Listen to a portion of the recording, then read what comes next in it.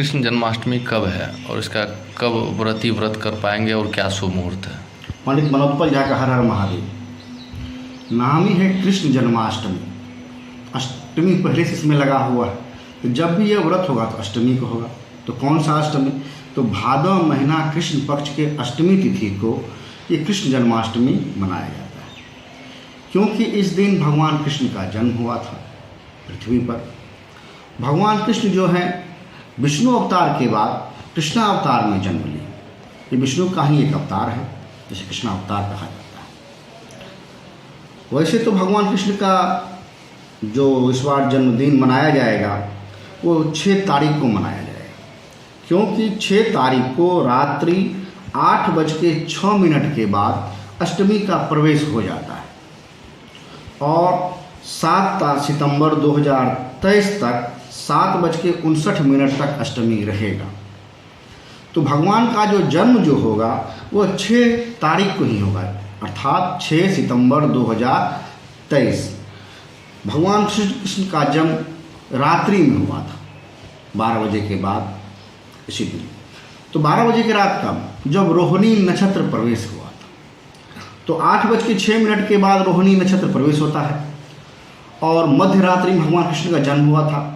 तो 12:06 के बाद जो रोहिणी नक्षत्र प्रवेश किया, उसी में भगवान श्री कृष्ण का जन्म रात्रि में हुआ। तो 6 तारीख को ही भगवान कृष्ण जी का जन्म होगा रात्रि में।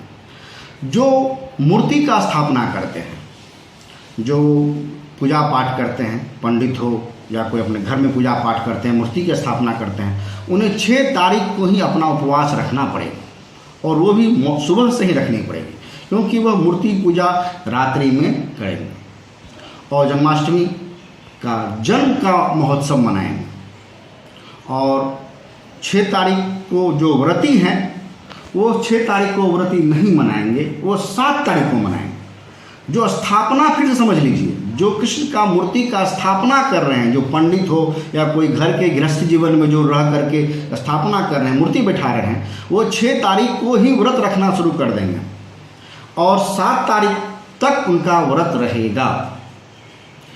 मगर जो केवल व्रती हैं, कृष्णाष्टमी का व्रत मनाते हैं, जन्मोत्सव का व्रत मनाते हैं, वो 7 तारीख को अपना व्रत मनाएंगे और दिन भर व्रत मना करके संध्या काल में या रात्रि दूसरे दिन की सुबह में वो अपना पारना करेंगे। संध्या काल में पूजा अर्चना करके सुबह दूसरे दिन पूजा पाठ करके वो अपना पारण करेंगे। अब जो है कि यह जन्मोत्सव व्रत और भगवान कृष्ण का जन्म के व्रत में लोगों में कन्फ्यूजन रहता है, ये आखिर जन्मोत्सव व्रत और कृष्ण जन्माष्टमी व्रत है क्या? जन्मोत्सव का व्रत का मतलब हुआ कि भगवान कृष्ण का उस समय जन्म हुआ, तो जन्म का लोग व्रत मनाते हैं।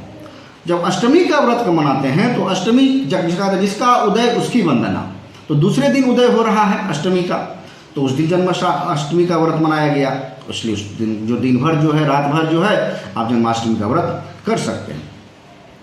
अब है क्या, 8/9/2023 को आप सुबह में पारणा कीजिए। अब है क्या, ये भगवान का श्री कृष्ण का जो जन्म का जो ये है, ये 5250वां जन्मदिन इनका ये मनाया जाएगा। और इसमें क्योंकि ये कि एक्चुअल नहीं है, ये लगभग में है कि 5250वां जन्मोत्सव जो है ये भगवान श्री कृष्ण जी का होगा। अच्छा, कृष्ण पूजा करने के लिए भक्तों को क्या कुछ चीज़ों की ज़रूरत पड़ेगी और किस तरह पूजा कर पाएंगे? सबसे पहले तो आपको कृष्ण लला की ज़रूरत पड़ेगी। बिना कृष्ण लला का आप ये जन्मोत्सव मना ही नहीं सकते। अगर आपके पास बाल गोपाल हैं, कभी आप वृंदावन से लाए हैं, तो कल ऐसा धूमधाम से उनका जन्मोत्सव मनाइए कि देखने वाले देखे समाज के लोग।